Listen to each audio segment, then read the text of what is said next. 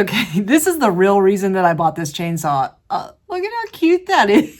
It's the tiniest bar you can get, 4 inches.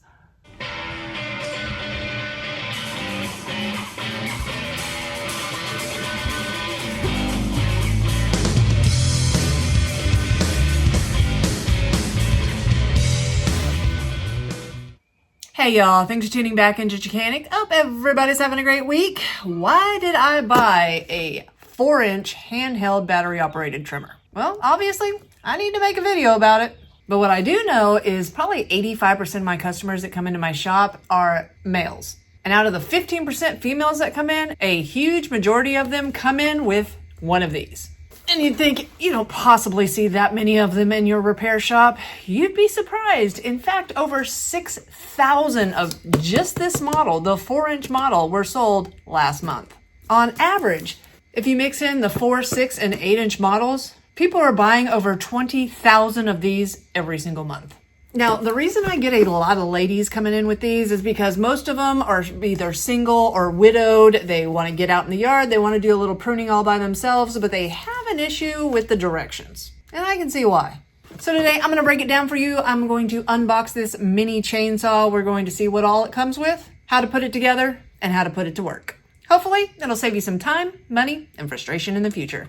Now, I am not sponsored by this company. They have absolutely no idea who I am. I just went ahead and bought it, and I bought it in the 4-inch because this is the one that sells like 6,000 of them every single month. And I think that mostly is a price point because this one is about $40. The 6-inch, which I myself, 6 or 8-inch, would probably find more preferable. It was like $69 for the 6-inch, or, you know, you might get it on sale for about $60. But I wanted to go ahead and do this demonstration on what was sold the most. So let's break into this box and see what all it comes with.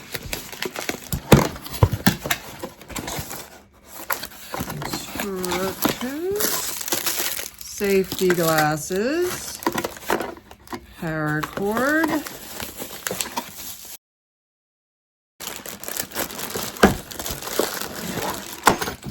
the unit. Oh, look at how cute that is. I don't know what that is. Is that oil? I'm not sure. And that's it. First, let's see if it comes charged. Now, this one came with the chain already installed on it, and I don't know if some of them do and some of them don't, but most of the ladies that come into the repair shop, they bring it in with no chain on it. So I assume that it didn't come with the chain on it because they all looked brand new, and they all needed help installing their chain. So I'm going to go ahead and take this one apart. That way I can show you how to put it back together.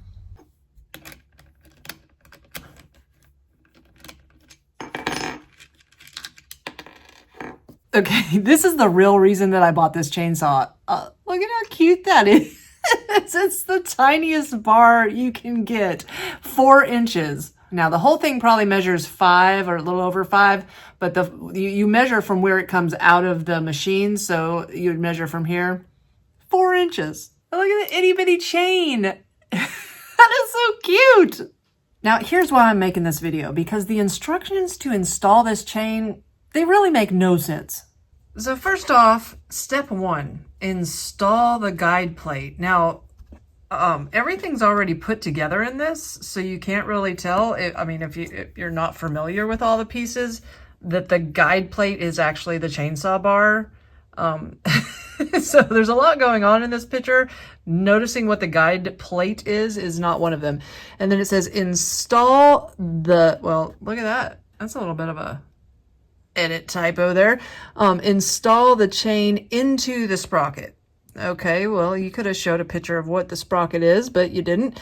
Pay attention to the direction of the chain knife. Okay.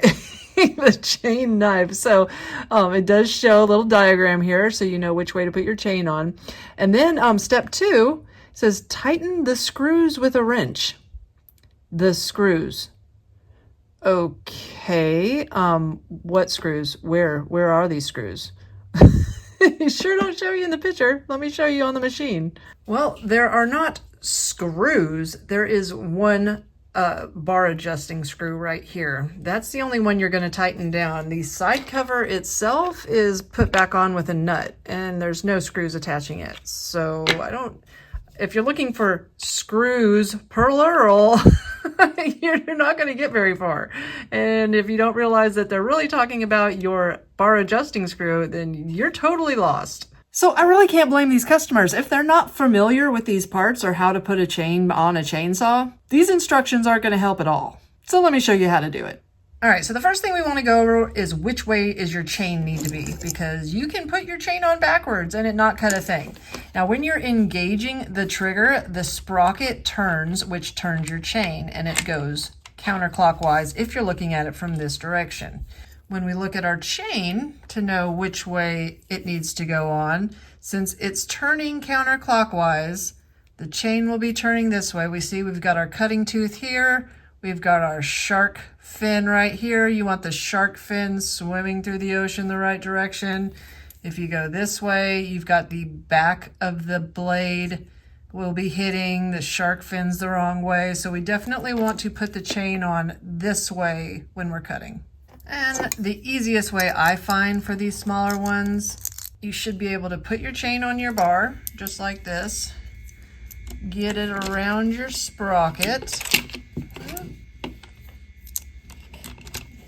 on your home there. Get it underneath that.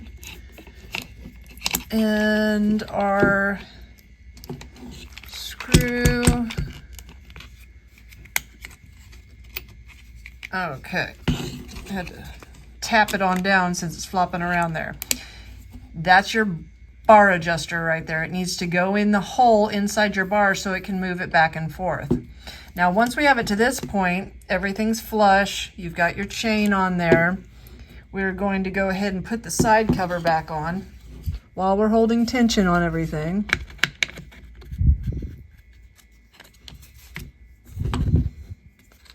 Got a little hole right there. And we're going to tighten the nut down until we've pretty much got it all the way against the bar, the side cover, but we don't want to wrench it down to where we can't move the bar backwards and forwards, because we want to check the tension. Now, this was already set at a pretty good tension.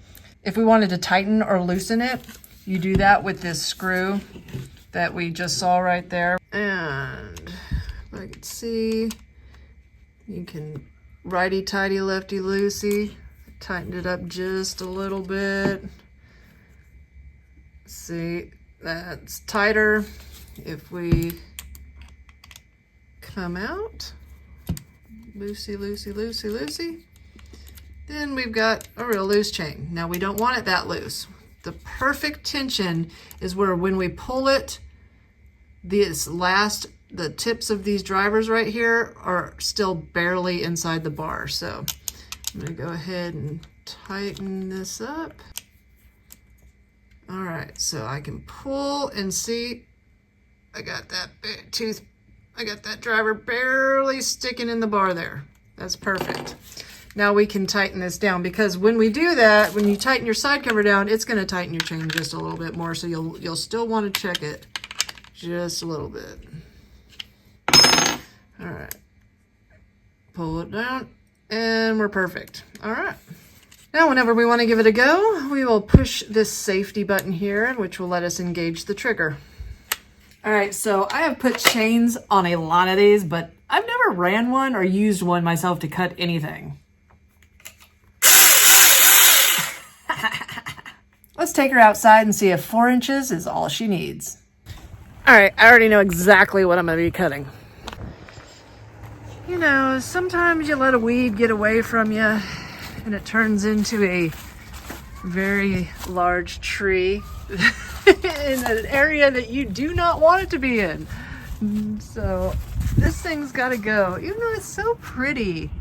I hate that. It's a maple tree. Ah, that sucks.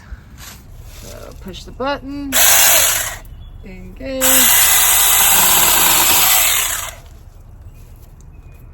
Well, that worked pretty good. Huh. Wow. I'm sort of impressed.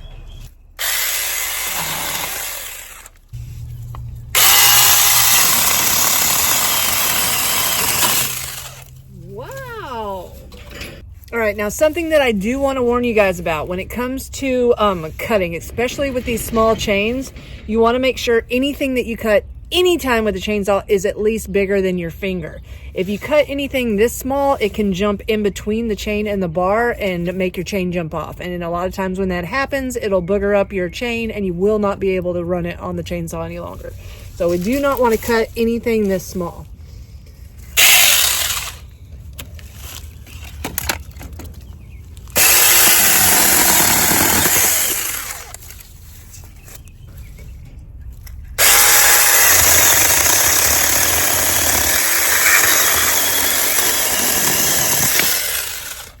Wow, that really works, huh?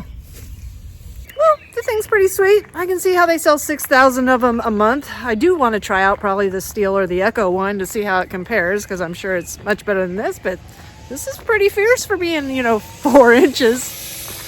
Well, the thing's pretty sweet, but I got 3 more things I want to go over with you. It comes with this little bottle. You don't have to use it if you don't want to. If you just have like an all-in-one oil or something like that, you're going to want some kind of lubrication for the bar and chain if you're going to be using it a lot. If you're cutting something real small, real fast, it's not that big of a deal, but it will create a lot of heat if you're continuously running it over and over again. So you could fill this up with oil if you want. Every couple cuts, go ahead and oil the bar and chain. That way you know you're good and lubricated.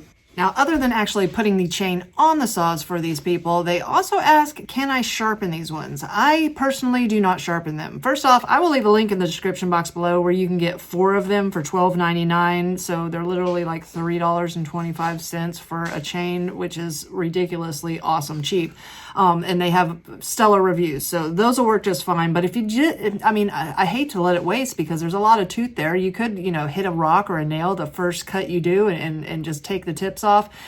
To sharpen it, you will use a 3.2 millimeter or a 1/8 inch round file.